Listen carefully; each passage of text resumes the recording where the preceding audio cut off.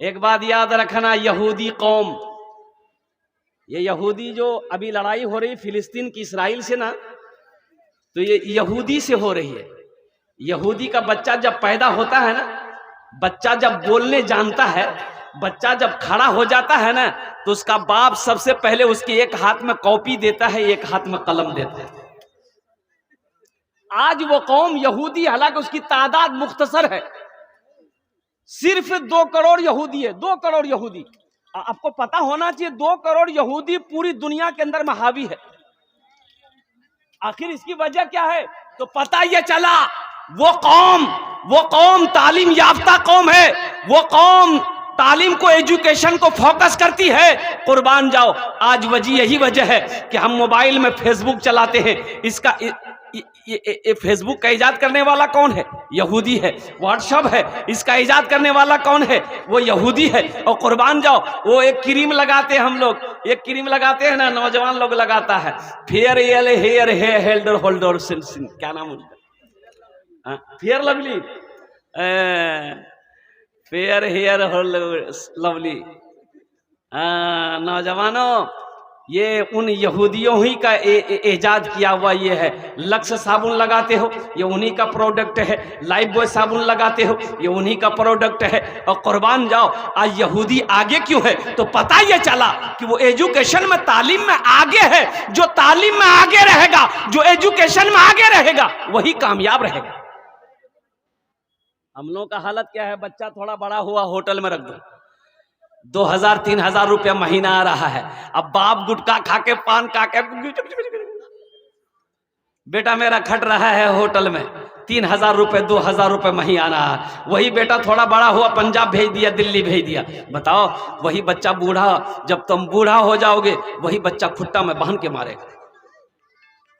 अपने बच्चे को तालीम दो मुसलमानों, अपने बच्चे को कुरान से जोड़ो मुसलमानों, और खुद कुरान से जुड़िए, अपने बच्चों को भी कुरान सुनाइए। एक लड़का जेंटलमैन, कोट पहना, पैंट पहना, ससुराल गया। कहां गया भाई? बोलो भाई, अरे भाई बोलो भाई, कहां गया? बोलो भाई। ससुराल गया। एक बुढ़िया देखी क्या कि कोट पैंट नौजवान पहना है, बूट पहना है, चश्मा पहना है। वो बुढ़िया दौड़ती भी गई ये खत लेकर के। खत पहले जमाने की बात है, अभी ना मोबाइल है, वायरलेस है, खत का जमाना खत्म हो गया। वो बुढ़िया बोलिए बेटा रुक रुक रुक रुक। तो नौजवान खड़ा हो गया। क्या है मम्मी? बोला बेटा ये मेरा खत है, थोड़ा पढ़ के सुना दो, मेरा बेटा भेजा है दिल्ली से। ये नौजवान खत लिया, खत खोल के देख रहा, रोना शुरू कर दिया। ये नौजवान रोने लगा। तो ये नौजवान को जो रोते हुए देखी ना वो बुढ़िया समझी कि लगता है मेरा बेटा को कुछ हो गया। वो बुढ़िया दारों का दार रोने लगी। अब बुढ़िया रोई, उसकी बेटी आई वो भी रोने लगी, उसकी बहन आई वो भी रोने लगी। पता ये चला कि 10-12 औरत मिलके रो रही, जारो कतार रो रही है। ये लड़का भी रो रहा है, बुढ़िया भी रो रही है। और कुर्बान जाओ नौजवानों, लोग जमा हो गए। लोगों ने पूछा भाई क्या हुआ, रोते क्यों हो?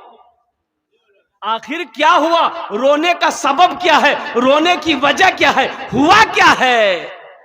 तो बुढ़िया बोली कि ये मेरे बेटे का खत था, ये नौजवान को हम पढ़ने दिए हैं। ये नौजवान अब पता नहीं क्या पढ़ा नहीं पढ़ा, ये रोया तो हम लोग भी रो रहे हैं। लगता मेरा बेटा को कुछ बैग लो जो।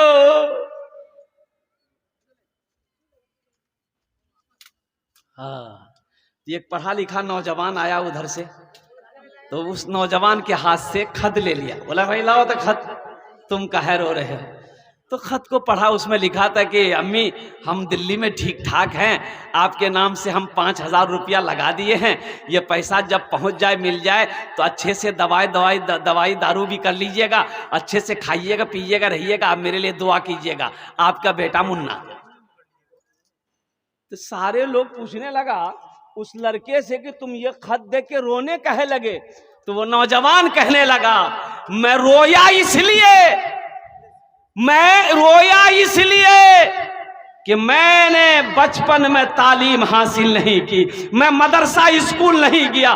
काश मैं पढ़ा लिखा होता, मदरसा कॉलेज स्कूल गया होता तो आज ये शर्मिंदगी ना उठानी पड़ती, ये खत पढ़कर हम तुम्हें सुना देते। इसलिए अपनी जिंदगी पर मैं रो रहा था, अपनी जिंदगी पे रो रहा था। इसलिए मुसलमानों, इसलिए नौजवानों, अल्हम्दुलिल्लाह अल्हम्दुलिल्लाह एजुकेशन को फोकस करो।